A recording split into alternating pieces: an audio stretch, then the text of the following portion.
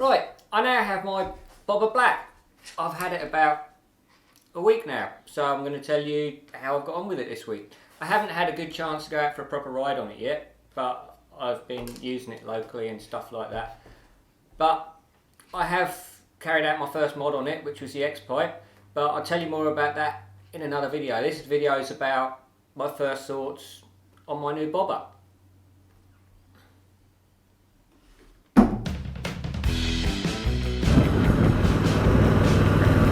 Right, I've now got my blank canvas, which is my Bobber Black. I say blank canvas because before I got it there was so much stuff I wanted to do to it, like modifications and making it look a little better and stuff. But now I've got it, everything on it I really like. I actually thought that I was going to hate the rear guard, the length of it, and it was going to bug me and I was going to have to put a tail tidy on it pretty quick and sort the rear end out. But it actually looks really nice, so I'm not going to do that until I get bored of it. I probably will do that at some point. One of the first things I did when I got it back from the dealership was to cut those stupid orange reflectors off of the forks. So I got my dental floss out and I did that. A bloke in the pub taught me the dental floss trick. What else did I do? I adjusted the seating position and stuff a bit.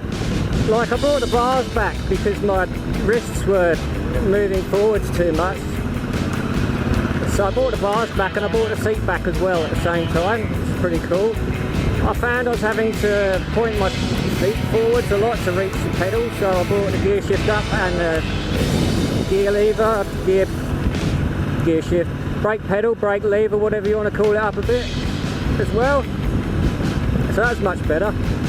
But it was at that point that I realised how easy it's going to be to scratch the black paint on the engine covers and stuff.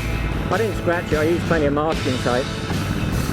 And I also had to cut down a 5mm Allen key bit to get the gear shift.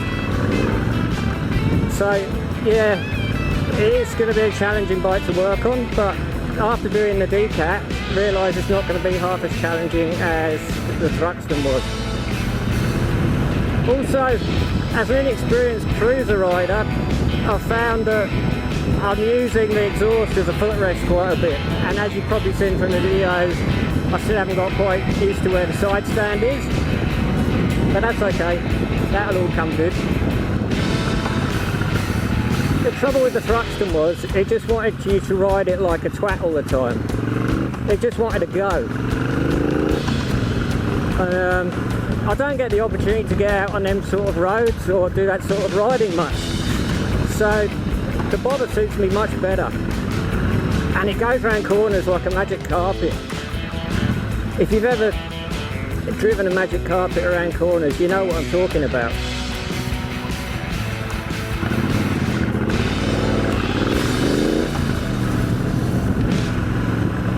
Beautiful morning, but yeah, I absolutely love the bobber.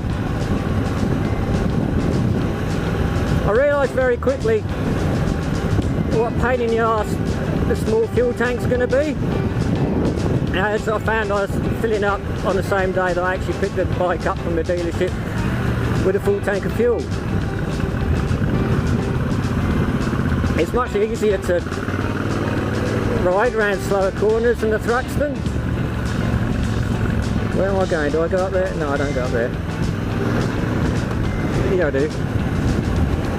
Oh well, we'll get to where we're going, I reckon. Maybe if I slow down a bit it would help. There was another little modification I did when I got it back. I found that the mirrors were at a similar height to car mirrors when filtering. So there's an easy fix for that. I just flip them upside down and they look way cooler. It's a little bit more difficult for me to see, but that's alright because it keeps me alert. I haven't to move my head a little bit more. Tell you what, this bike hates traffic lights. There's nothing else in the traffic lights. They don't seem to pick up that the bike's there and you're sitting at a red light for ages. Another f***ing red light.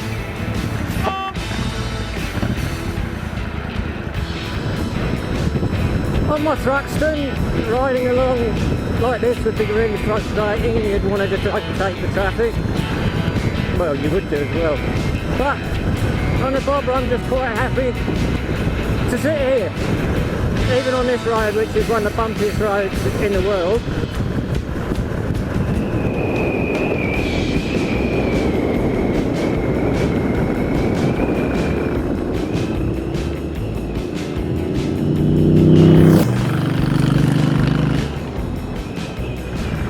About the Xpipe, I put it on yesterday and didn't like the sound, to be honest. It was a bit fluffy, but now I've ridden it a bit and it's got better.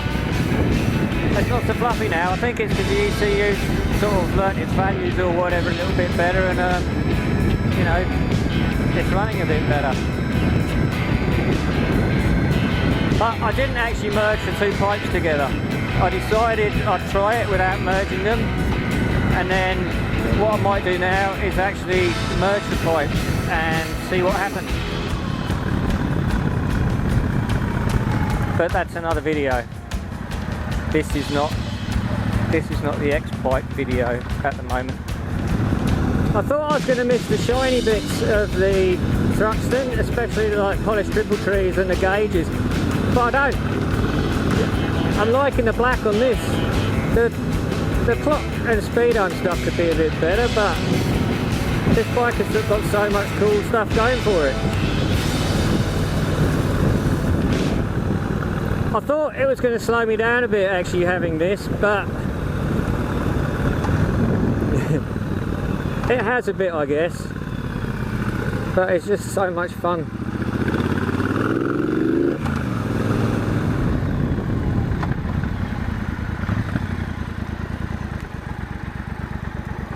Getting the hang of this stand now, look. Certainly sounding a lot better. Look at that.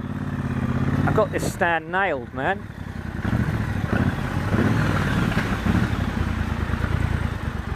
Oh, let's go down here.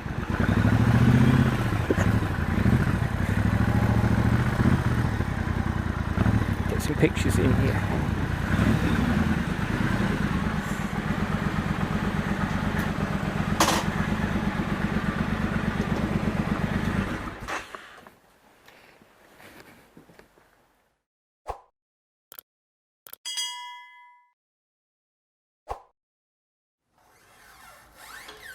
So, conclusion, a big thumbs up from me. There is one other thing. To get this shot, I had to jack it up on the paddock stand, and because the swing arm's much lower on this than the Thruxton, I had to shorten my paddock stand. But after cutting and shutting it, works a treat. So, that's what you need to do to your paddock stand to fit your bobber on it.